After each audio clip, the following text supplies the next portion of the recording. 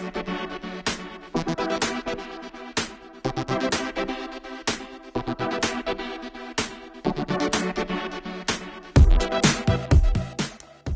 is a PC components and accessories manufacturer founded in 1986 and currently based in Fremont, California.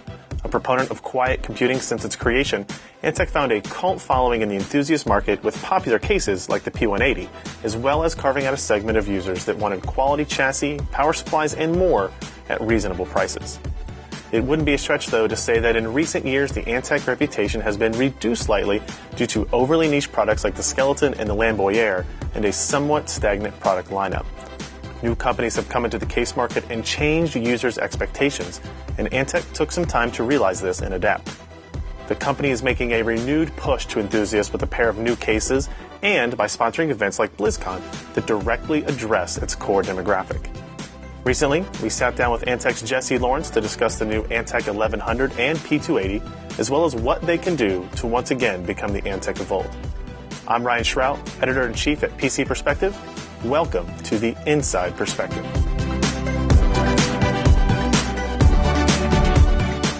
For our first segment, I had some questions for Jessie about the new 1100 and P280 cases that are due in the market very soon, if they aren't there already. I wanted to know what Antec's goals were when designing these cases and what the company's mindset was like during the process.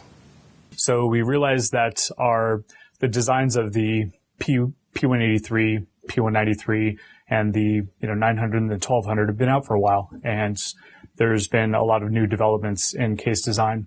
Some features that people considered staples when looking at a new case, and we can continue updating the older designs, but we also wanted to come out with something brand new and fresh to introduce these lineups to a new audience.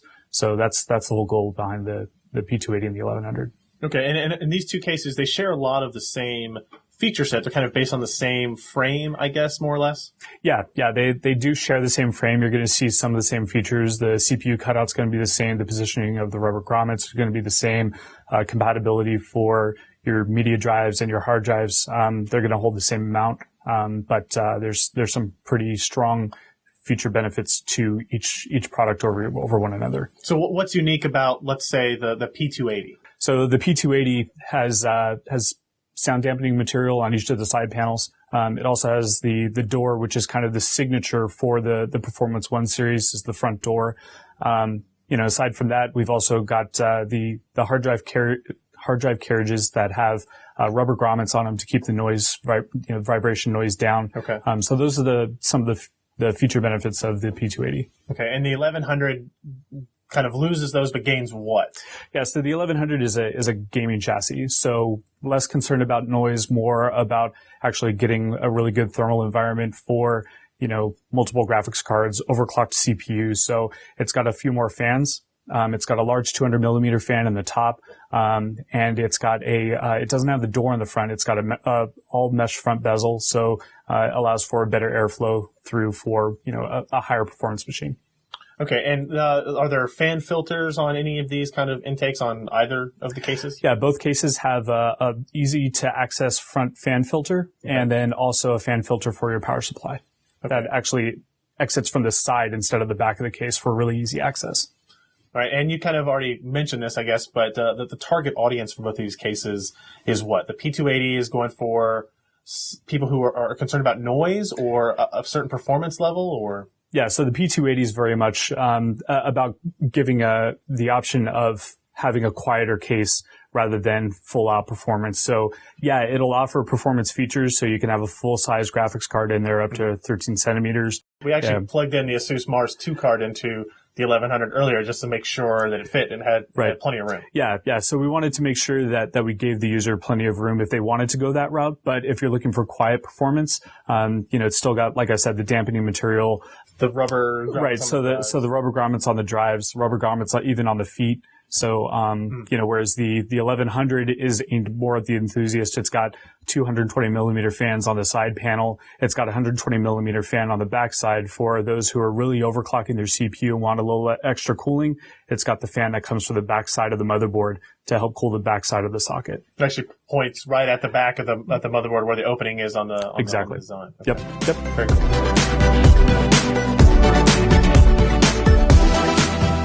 for a little bit of a lighter discussion with Jessie, I wanted to get to know exactly what his role was at Antec and a bit more on his gaming background and current computer configurations. It's always nice to know that the people that work in the industry are fans of the hardware as well. First, though, how long has Jessie been in this field, hawking hardware? I got my start in the PC industry in 1999 at Creative Labs. It's a long time ago. So you've moved on from sound cards. Now you're doing a whole bunch of stuff. You're doing cases, cooling, power supplies, still some sound products, right? Right, yeah. So we've got the Sound Science brand of products, which includes the Rocket speakers. So yeah, that's something that I'm very familiar with given my background. But yeah, the Antec lineup is really much more connected to the enthusiast community through its products. Now, as a communications manager, what does that job really entail at Antec? People that might not know what that means, is that talking with media like me, talking with the consumers? Is it both? It's consumers through, I also manage our technical and customer support group. So I get consumer feedback through that, as well as our social media sites, Twitter and Facebook. I'm also scouring forums to see what kind of feedback we're getting there. And then finally, yeah, of course, a big part of it is dealing with the press. So, okay, let's talk a little bit about hardware that you have. What kind of PCs do you have at your home? You have more than one, a couple?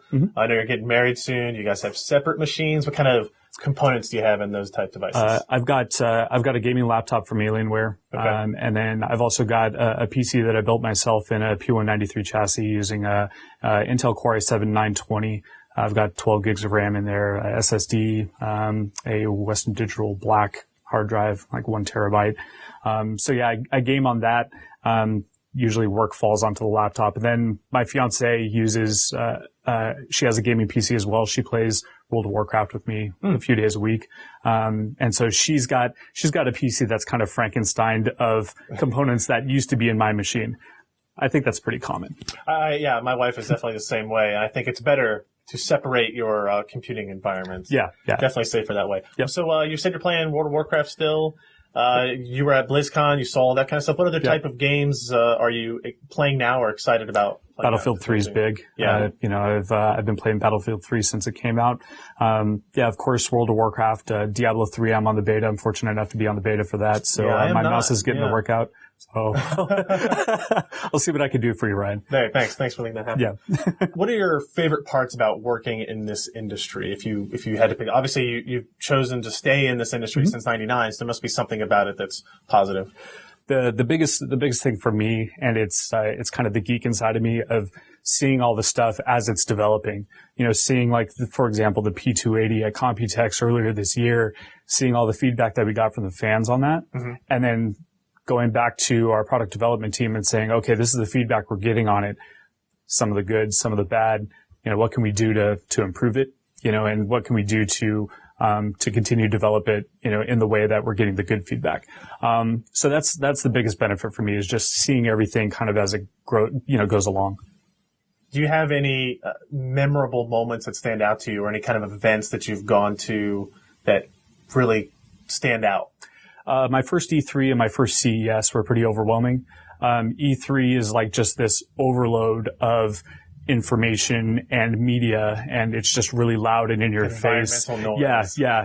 It's really overwhelming. Whereas, CES is just the sheer size of it. I mean, it spans, I don't think even in video or pictures you can ever communicate properly to people how big that show is and what is going on there. I mean, it covers all sorts of media, computing, technology, and it's really a geek's paradise. I know when we were there last year, we had 8 people, and I still don't think that was enough to get to all the places we needed to be. No, you have no chance. Yeah. You have absolutely no chance.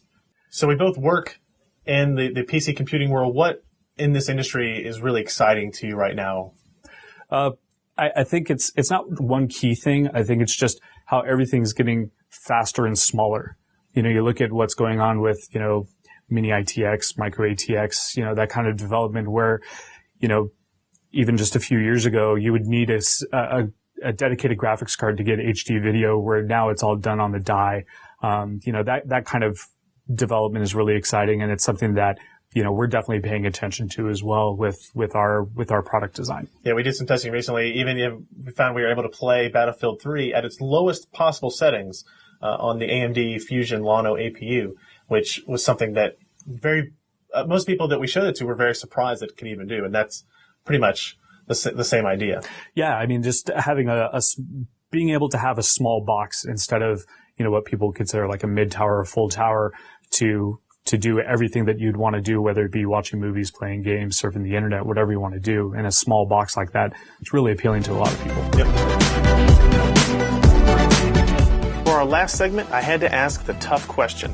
How, if at all, could Antec possibly turn the tides and return Antec to its enthusiast roots? We've heard that feedback as well. We've, it's definitely something that, we pay attention to. We've evolved when it comes to the way we listen to our customers. Instead of just having an email address where you send an email to us and say, this is what I like or this is what I don't like, and you hope that somebody reads it. We have people that are not only reading that, but we're listening to you and responding to you on Facebook. We're out there on the forums and listening to feedback and trying to support people through that.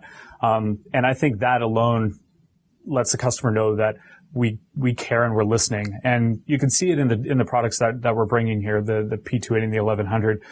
For example, the P280, when you guys covered it at Computex, we saw some of the feedback that people saw the door and they were initially giving us negative feedback on the door. They didn't want it.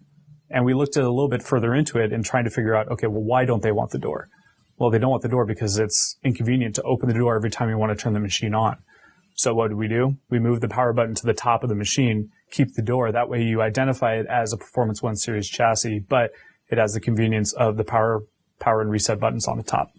So I think just small things like that might seem insignificant to the average customer, but really shows that, okay, we are evolving. We are moving forward. We're continuing to develop products that the average user cares about, but also the enthusiast cares about. So I know you were here specifically to talk about updates to the cases market with the P280 and 1100. What else does Antec have planned? Can you give us any hints or ideas into what might be changing in the power supply world or audio or any other markets you guys are in? Not really prepared to talk about anything new right now. I think you're going to continue to see the same thing that we applied to the Performance 1 Series and the Gaming Series with chassis. You'll continue to see us develop our core products as well as, emerging products as well. I think you'll be pretty surprised in what we've got coming, but, nothing I could really talk about right now. It was worth a shot. Yeah. Thanks for stopping by, Jesse. Thanks, Alvin. Appreciate it. I hope you found this discussion with Antec to be both informative as well as eye-opening into the world behind the reviews, behind the press releases, and the marketing speak that everyone sees on a daily basis. It would seem that while Antec still has quite a bit to address, internally the company is moving forward to a plan of action that takes feedback and user comments into account during the design process and is creating products that enthusiasts will want again. I'd like to thank Jessie Lawrence for stopping by and sitting down to chat, and I would like to thank you, our viewers and listeners, for tuning in for our first edition of The Inside Perspective. We have many more of these types of shows and podcasts planned, and I welcome any and all feedback concerning the show. Send an email to podcast@pcper.com to let me know what you think. I'm Ryan Shrout, Editor-in-Chief at PC Perspective, and this has been The Inside Perspective.